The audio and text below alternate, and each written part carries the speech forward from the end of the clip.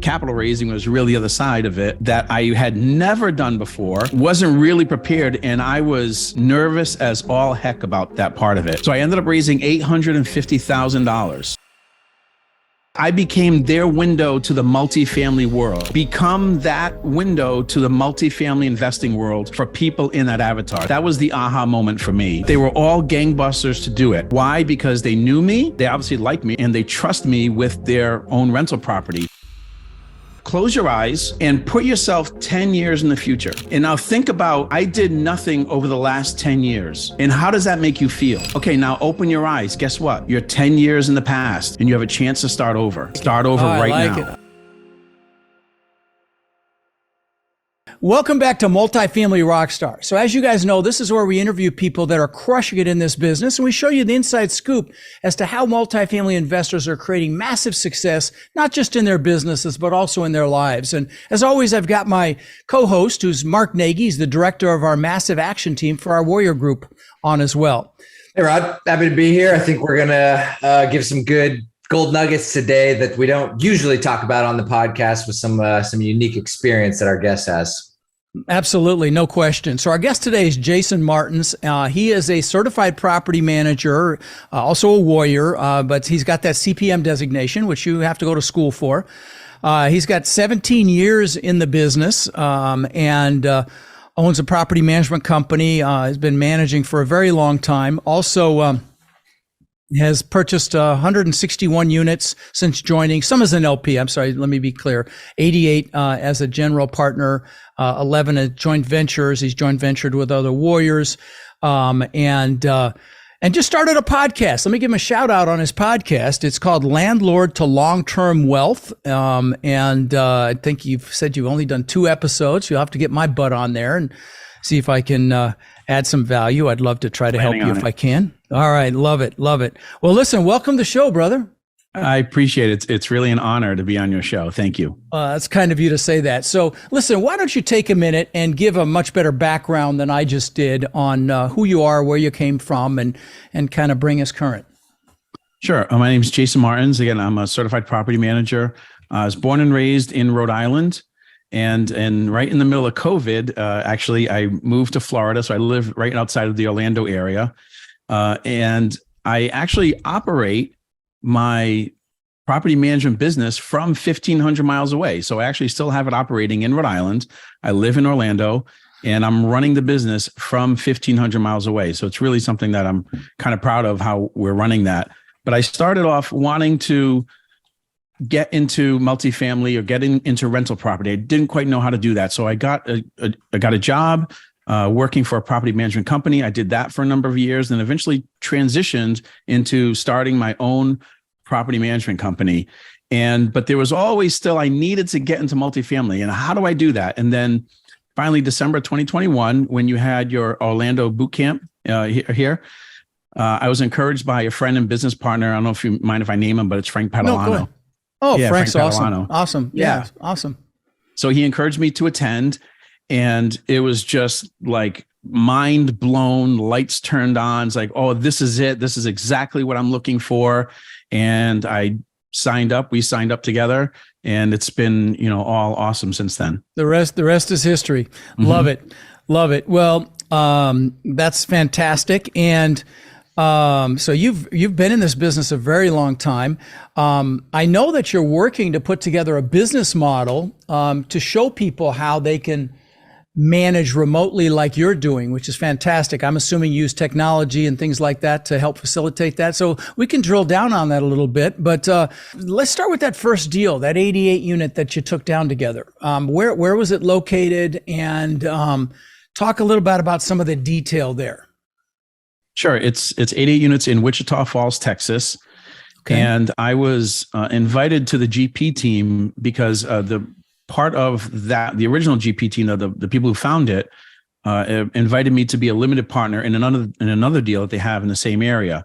So when they invited me to invest in that deal, I said, okay, listen, but I really want to get into being a GP. If I invest, can you show me the ropes? Show me how it works being a GP. I'd love to sit down in your meetings. And I already knew a warrior who was part of the deal, so he was welcome to let me do that. So the 88 unit deal came up, and sure enough, they invited me. And of course, I have property management background. So I was like, yeah, I have, I'm an asset manager. I'm a valuable member of this team. Sure. Well, I quickly learned that there's really more to it, that you need to bring a little bit more to the table than just asset management, which is valuable. Don't get me wrong. And I'm proud that I have that. But there's more to it. And there was, capital raising was really the other side of it that I had never done before, wasn't really prepared. And I was nervous as all heck about that part of it. But I can talk more about that if you want. How much did you raise? How much did you raise? So I ended up raising $850,000. Fantastic, man. That's fantastic on your first deal. Good for you. And This is my first time. And of course, that's not all you did. You played a much heavier role in the deal, which is very important, guys. You cannot just raise capital, and all my warriors know that. So you're involved in the asset management, probably involved earlier on as well. So that's all good. So what did you do to raise the money, Jason? Yeah, so this was interesting, right? I was super nervous. I didn't really want to ask people for money. And I'll talk a little bit more about that part of it too, the whole mindset of it. But what I decided to do was, wait a minute, I'm a small landlord. I own small rental property, but I want to be a multifamily. So that must mean that there are other people who own smaller properties that also want to invest in multifamily. So I had an avatar. So the light clicked on. I said, wait a minute, I have an avatar here. I know a target audience of people in my world that I can approach about it. And that's exactly what I did. The first thing I did was I started reaching out to my property management customers. Yeah. And I thought, well, are they going to want to do this? They even have money, whatever. And they went bananas. Every single one of them was on board to do it. Now, not all of them had the money, cash, liquid, in the bank. Some of them had to do some refinance. They said, hey, I'm going to do it, but give me some time, this and that. There were some nuance in there, but they were all gangbusters to do it. Why? Because they knew me. They obviously like me, right? And they trust me with their own rental property. So I already had that established relationship with them, and they knew that I was a person they could trust. They could see that I'm also investing in these bigger properties. So if he's doing it, I trust him, then I'm doing it too. And so listen, I want to hammer something home you just said, buddy. And that is, guys, what he did was brilliant, because the most successful people in this business determine what their avatar should be. Like, I've got people on my CRE Capital team. One is from the State Department. He's going after State Department employees. If you're in the medical trades, maybe you go after doctors or healthcare professionals. If you're in IT, you go after people in the IT space. So the fact that you were smart enough to identify an avatar and go after that avatar, my hat's off to you, brother. So that's fantastic. Yeah. So please continue. Please continue with that, or maybe you were finished. Yeah. No. That was it. I went after them, and they were all for it. And again, there was the know, like, and trust thing that we hear a lot about, and that was part of it. But I sort of feel like I kind of stumbled upon it because I didn't really know who else to approach. And I said, well, these people know me. Maybe I can approach them. And they were. So how are you gonna identify others? Because I think that's brilliant. I think you should hit them all. Yeah. So you're gonna go in the county records. You're gonna pull lists. You're gonna get phone numbers, and you're gonna ping them. Yeah. Yeah. So obviously that motivated me. Right now, I said, okay, wait a minute, I'm onto something here.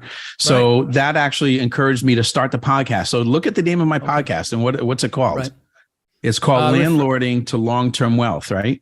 So that's exactly who I'm going after. That's exactly who my podcast I'm going to interview is landlords who are now investing in long-term multifamily deals.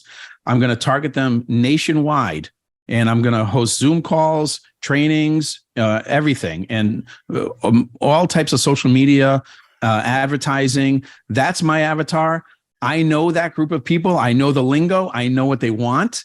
So just the small operators, right? It's the guys that have anything from duplexes to a 10 unit or 20 unit or something. Exactly. That's the crowd you're going after. Love it. I think everybody who has an avatar, those people in your world, they're looking for someone that is their essential passport to multifamily or to investing in that deal. So essentially, that's what I became for all these small-time landlords. And I don't mean that in a derogatory term, obviously, but I became their window to the multifamily world. So anyone, in whatever your avatar is, like you mentioned, military or nurses, become that window to the multifamily investing world for people in that avatar. That was the aha moment for me when I started raising capital. Nice. Such a good mindset shift, especially because so many people do think what you said, which is, well, how can I raise money, or why would people give money to me? Well, just ask yourself that question. Why do you want to invest in multifamily? So I thought that was a really good tip. And I know you mentioned one thing there, managing people and working with others remotely. I know you mentioned that's what you do in your property management experience. And I think there maybe could be some good gold nuggets in there just for multifamily investors that may want to do deals remotely, build teams, et cetera. What are some of those systems, processes, things that you have in place to manage a lot of this stuff in your business remotely? Yeah. Great. Yeah. So obviously technology is the major factor there, right? So you have to have really good property management software. I use a company called Appfolio, and I don't get paid to market them or anything, but that's who I use. I love their service. I love their product. So that allows me to communicate, create service orders. They have 24/7 maintenance answering. There's just so much involved with Appfolio in particular, but there are other quality brands out there. So technology is the big thing. Okay, hold on. You said 24/7 maintenance servicing. You mean on their software or relating to questions around maintenance? No, correct. So if a tenant creates a work order, Appfolio has a 24/7 answering service where they will take the call, schedule it for you, notify you, let the vendors know everything for you. I did not know that. That is very powerful. I just learned something myself. That's interesting. Now I know that one of our third-party property management companies uses Appfolio. The other one doesn't on the two that I'm thinking of, but no, that's awesome. So let me ask you this. I'm sorry, please continue. So you started with Appfolio. Any other resources and strategies around, managing long distance like that? Yeah, well, understand that I started in Rhode Island, so I have a really solid network of vendors there. Vendors are contractors, right? Like subcontractors, electricians, HVAC people. I have a really solid network there, and I have good boots on the ground. So that part of it automatically gets put into the system. Also, communication with the team, right? So we use WhatsApp, and the reason why is just because it's really easy to use, and we just like the features of it. So we use WhatsApp to communicate on a daily basis. I was letting the team know what the agenda is for the day, and they send videos to us of work that was done. I upload that to Appfolio, to the work orders, things like that. So that's a big part of it, is the communication. But you have to have some boots in the ground. So fortunately, I have family there that work for me. So that's my boots in the ground there. Now, it doesn't have to be a family, right? Maybe you have another warrior in another market, or a friend who lives in a certain market that wants to help you, right? But the bottom line is to have boots on the ground, and you really need to know what you're doing. If a maintenance person sends you a video of a floor that's torn up, well, you need to know what the answer is.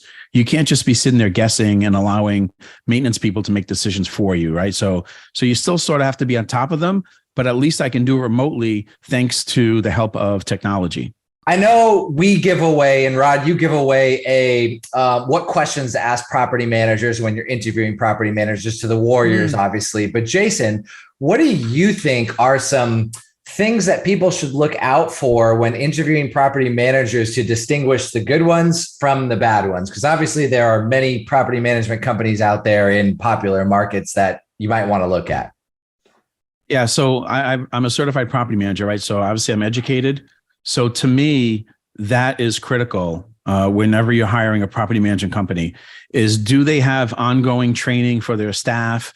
Is senior manager level or ownership level, Are they involved in property management organizations? Like the CPM designation comes from the Institute of Real Estate Management, but there are many others, CCIM, BOMA, all these other groups.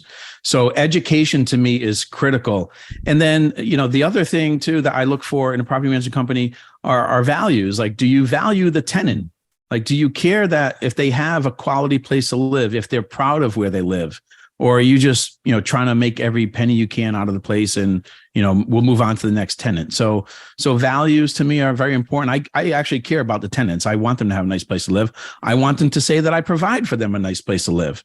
And so that's important to me. So I would say make sure that whatever company is involved in some sort of continuing education for the property managers and maintenance techs too as well, and leasing agents. And also that their values align with what you think is important in an apartment complex and running a property management company. Yeah, no, that's good stuff. And guys, I have a book that I wrote on this, how to hire a third-party property management company. If you go to rodslinks.com, rods plural, links plural.com. It's in the free book section, and I think it's probably the best resource in the business on that topic. It's pretty extraordinary, and what you just said is a critical piece. Do they treat their residents like residents, or do they treat them like tenants? And I don't mean that in a really derogatory way, but do they treat them like they care about them? Because your biggest expense is turnover, and so anything you can do to mitigate turnover and keep that resident happy is critically important.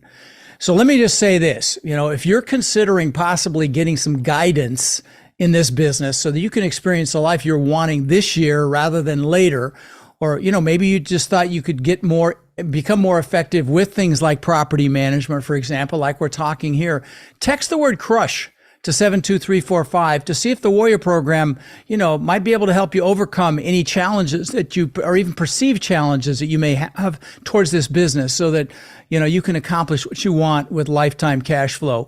And, that's how you apply. You text the word crush to 72345. Has it been a good experience for you?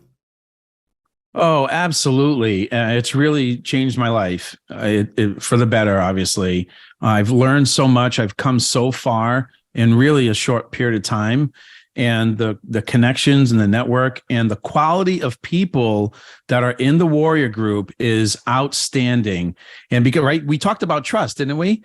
And, obviously you vet everybody, but still everyone that I've met and worked with in the Warrior Group has somehow added value to my business. And I hope that I've added value to them as well. And I love being in the group. I'm so proud of it. No, thank you for that. And that's really one of the things I'm most proud of, is it's almost got a life of its own now.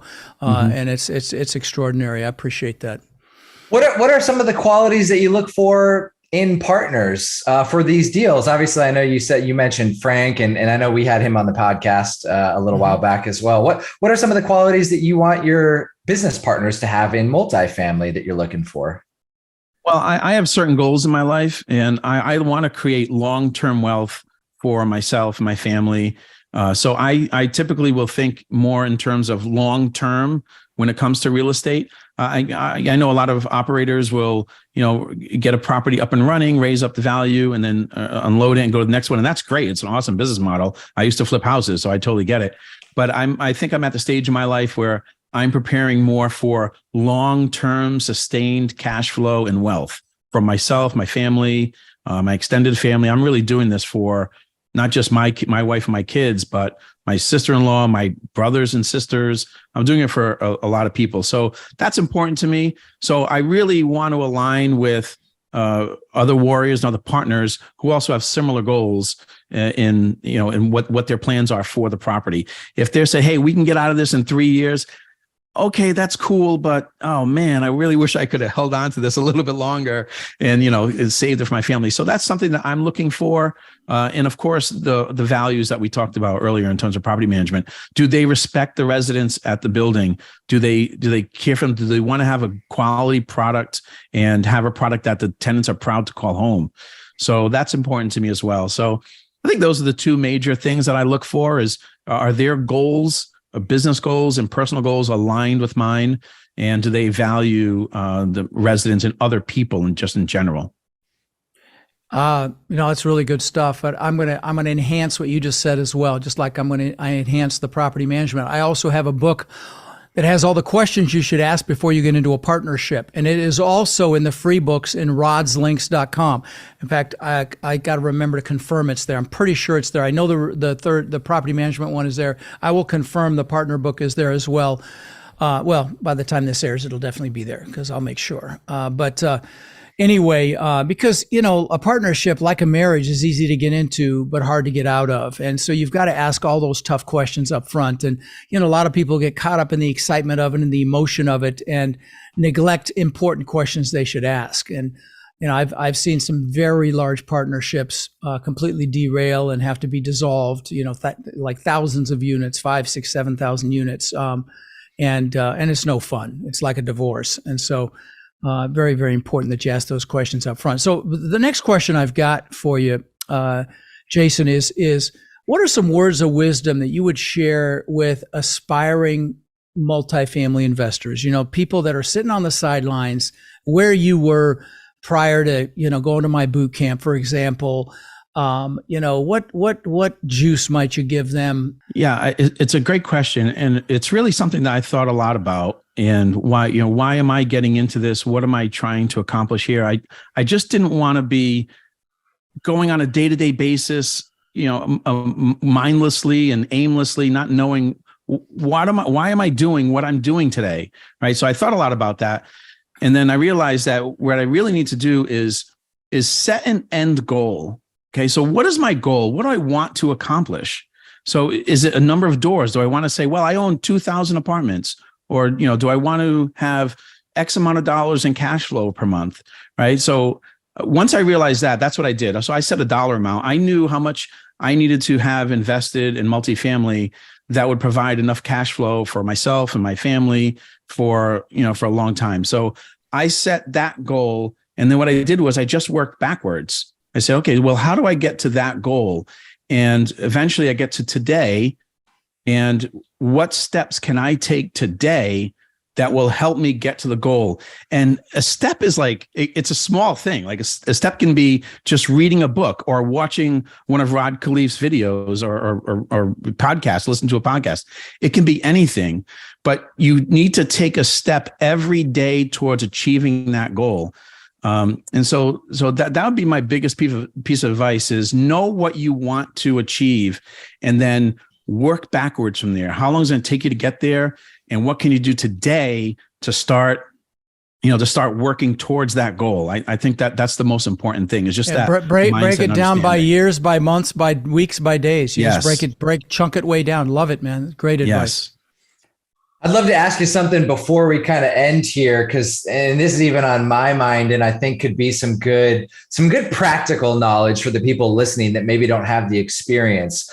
What do you think are some good tips in terms of property management that you've seen or maybe you've done that can add value to a property? Because obviously a lot of people are thinking, okay, I go in, I rehab the units, I bump rents, et cetera. But there are different property management companies that charge different percentages of fees, less turnover, et cetera. What are some of those things that you see as a property manager that are going to add value long-term to these deals? In terms of the larger multifamily deals? Yes. Yeah, well, you have to have an open mind. You have to be able to recognize opportunity. Right. I think like in a lot of southern states where maybe there's hail or strong, the sun is hot, you want to look, maybe you can install carports. Is there laundry on site? Okay, that's great. If not, can you add it? Is there laundry in the units? Okay, if not, can you add it? Because now you can get a real bump in your rent if you can add laundry into the units. Do they have pets in the units and they're not telling you about it? Well, bingo, you should be charging a pet fee. So I just think you just need to have an open mind about, opportunity and be looking for things all the time. And where can you find these little opportunities to add revenue to the bottom line? Because you'd be surprised, the smallest increase, like a $25 increase for a pet fee, multiplied over 100 or 200 units, I mean, that does incredible things for your NOI and the value of your property. I'll give you an example. This triggered a memory. We had a manager at our Sedona asset in San Antonio, 296 unit asset, did a fire inspection, and she found 60 pets that we didn't know about. I think it was 60. I'm fairly certain it was. And so they had to pay our $20 a month pet fee. And at that time, it was like a $600,000-$700,000 increase in value, just like that.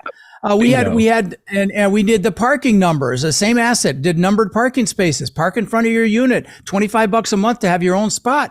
100 people took us up on that. That was an $800,000 increase in value. These are little numbers that just are incredibly powerful. So I just wanted to give examples of the great advice that you just gave there. So for speaking of advice, what's some of the best advice you've ever received in life? It doesn't even have to just be multifamily. What's some of the best advice you've ever received?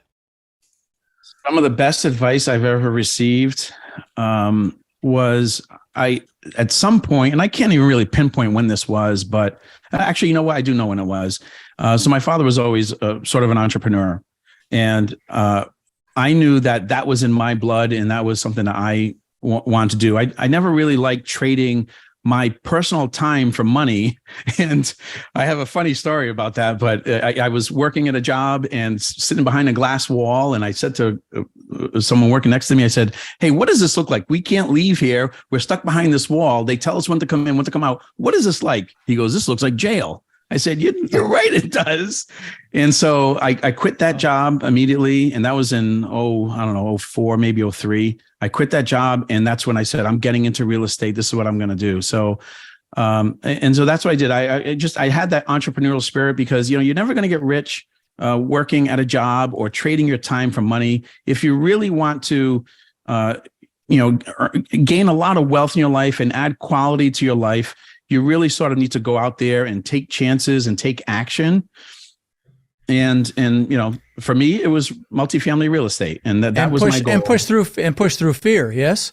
Yes. Big time. And so this is the last question. How did you get over the fear, for example, of raising money for that first deal? Because I'm sure you had to commit to something and you're like, okay, yeah, I can raise this. And then you're like, holy shit, did I really just say that? How did you get past the fear of that? I'm sure that's kind of along the lines of what happened. Yes. Is that right? Yeah, of course. Yeah. How did I get over it? I think for me personally, when I'm held accountable to other people and other people are counting on me, I don't really have a choice. I really can't let fear stop me. These people are counting on me and I cannot let them down because I'm scared. Yeah. I mean, that's not you're never going to make it. So I said, I have to do something here and I'm going to do it with confidence because I have no other choice. What is my other choice? So that's the approach I took. I said, you know what? These people are counting on me. I'm going forward. I'm going to do this. And I did. I went in with confidence. And I think that confidence kind of came through while I was talking to the potential investors. Well, see, I was just going to say that probably was a tipping point for you, because when investors feel that confidence, they need to feel that to rely on you and to have faith in you. So that the fact that you made that decision mentally to proceed with confidence is huge. And Ron, it's easy to have confidence if you believe in the product that you're offering, right? In the deal, if you believe in your team and if you believe in yourself and what you're offering, it's easy to have confidence. You're not really, and you're not asking them for anything. You are offering them an opportunity to invest with you.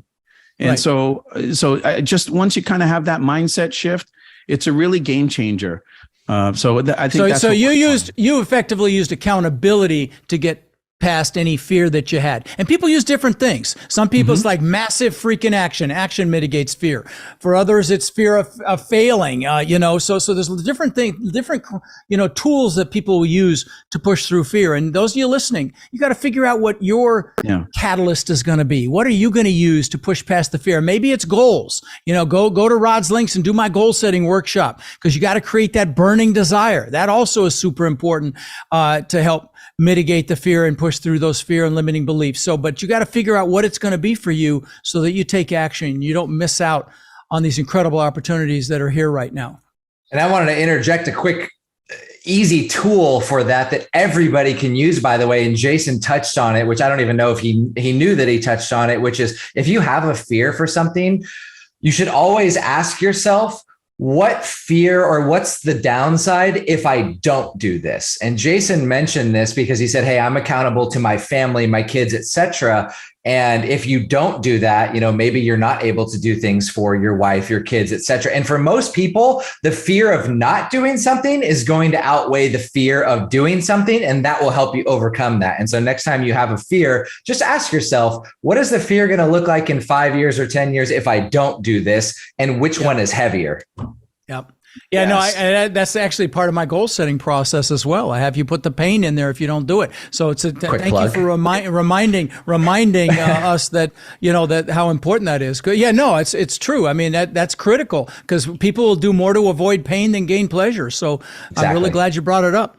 Rod, can I add one more tip to that, if you don't mind? Please. Is this is what I tell a lot of people that I talk to is this is about fear and regret. So close your eyes and put yourself 10 years in the future. And now think about, I did nothing over the last 10 years. And how does that make you feel?